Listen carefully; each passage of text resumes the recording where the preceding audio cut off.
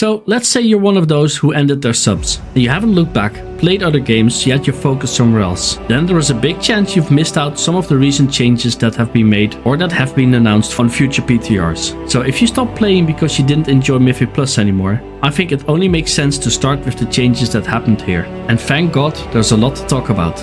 First, the current dungeon has massive tuning. I know, this happened way too late in the season, and this doesn't help for the players who already left. But hey, they removed all the big tank busters and made it easier on tanks, and therefore also for the healers. The important part is they are keeping the philosophy moving forwards into Season 2.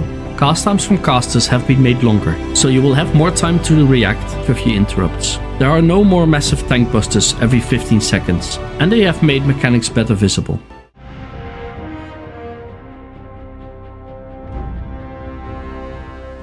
Alright, that all sounds good, but I can hear you thinking, that's not enough. And you're right. Let's talk about the latest Mythic Plus updates that just got announced, because for once we're actually getting some great adjustments. Blizzard seems to be listening, and these changes could make Mythic Plus feel smoother and more rewarding. Even though it's a classic Blizzard, first creating the problems themselves and then fixing it later. First off, the difficulty scaling adjustments. Mythic 0 dropping champion track gear is a fantastic boost for fresh players. These will come on a weekly reset. But they have also reduced the scaling from Mythic 2 to Mythic 10. Instead of 10% scaling, it's now down to 7%. This is a good change for multiple reasons. Progressing into higher keys. You had moments where it felt like hitting a brick wall. Suddenly, things felt a lot harder. Bringing it down to 7% should make this climb feel more natural. Not only on difficulty, but also the sense of progressing will increase. As you climb the ladder, you will be able to increase to those higher key levels that you desire, adding to the sense of accomplishments.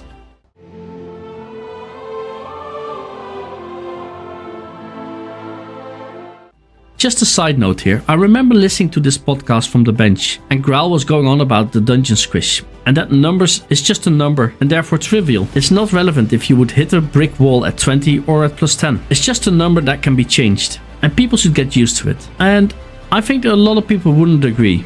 A short progress experience isn't fun, and a lot of them left the game. So let me explain why Graal is mistaken here. WoW is all about numbers. We the players like doing big numbers, and we also like having a good feeling about our accomplishments. If you only progress to plus 8, and that's that for the season, that diminishes on the sense of accomplishments. So if the scaling adjustments helps you progress further, and because of that you are having more fun on the road to your set goals, it's only for the better, and there's a huge chance people will stick around longer. Blizzard has made the start of this progression now a lot better, a smoother experience. And the best part? Xelothav's bargain affix won't kick in until Mythic 4, so no more nonsense at Mythic 2 and Mythic 3. Finally, lower keys are more accessible for the average Joe. I got plenty of friends who got punished at these lower level keys, and they just gave up because of this, and this is a shame. WoW needs more new players, so any change in this area is a win for me.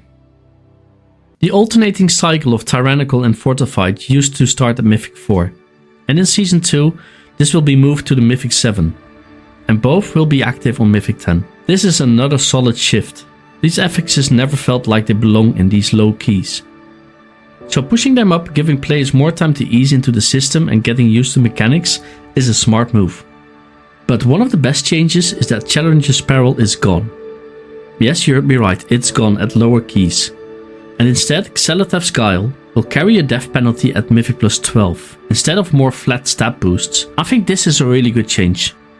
Let's not forget, there's still a part of the community that asks for more difficulty and more challenges. This is Blizzard's way of still providing this difficulty to the more elite Mythic plus keystone pushers on the higher end of the spectrum. To be honest, I wouldn't mind if they got rid of it completely. I don't think Blizzard wants to give up on the idea that dying matters. Even though dying is punishing enough already as it is. You might have lost your cooldowns, and you need to run back again. And all these 15 seconds do add up.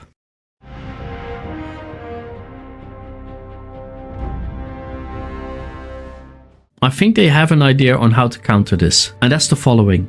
If you do deplete the key because of too many deaths, there is good news. No more keystone depletes for you on the higher key levels. This might be one of the biggest wins here. If you time every dungeon at 12, your keys won't drop below 12 anymore. This means no more punishing depleted keys, to get your key back at your progress level. This is a really smart change, because your key won't change to another dungeon if you don't time it. So you can go straight back in, do the same dungeon again. Just let that sink in for a second, because Before you would have to have a lot of luck before you got the same key on plus 12 again. That same key that you just practiced and maybe failed horrible on. Now you can just spam it over and over till your group gets it right. This is huge for targeting dungeons. And this will give the community the opportunity to try out more things with their keys. They can be more risky in making groups. You won't be afraid to deplete your key anymore, and therefore hopefully more willing to make more groups.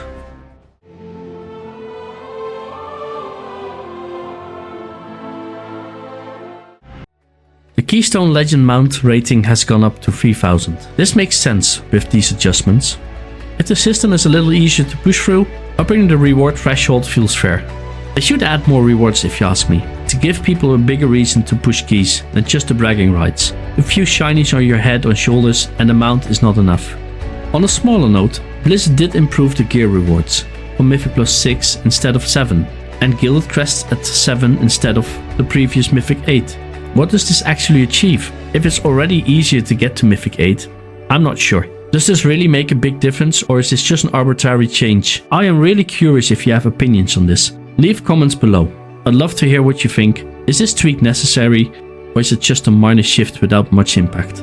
Overall, this patch is changing up in a good way. The smoother difficulty curve, reduced frustration points, and better rewards make Mythic Plus more accessible while keeping the high-end challenge at high keystones intact. It's not a perfect system, but these are more solid steps in the right direction.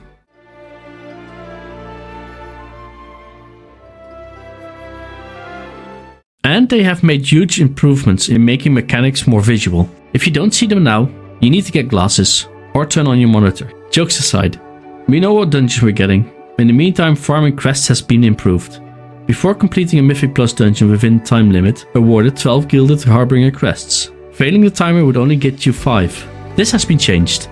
A plus 2 will now give you 10 ruined crests, and if you do not time it, you will still get 6 ruined crests. A plus 12 will give you 20 Gilded crests, and 16 Gilded crests if you do not time it. So basically, the higher your key is, the more crests you will gain, up to a maximum of 20 crests per run. This will make farming them much more fun. It will make it easier to upgrade your gear, and people will have a bigger incentive to complete the run. So it seems a good change overall. Crest farming for alts. They have also lowered the harboring of the Gilded achievement, so I expect that to be better accessible in Season 2. This will lower the needed crest to upgrade your gear on your alts by a small margin. The affixes changes for the next season.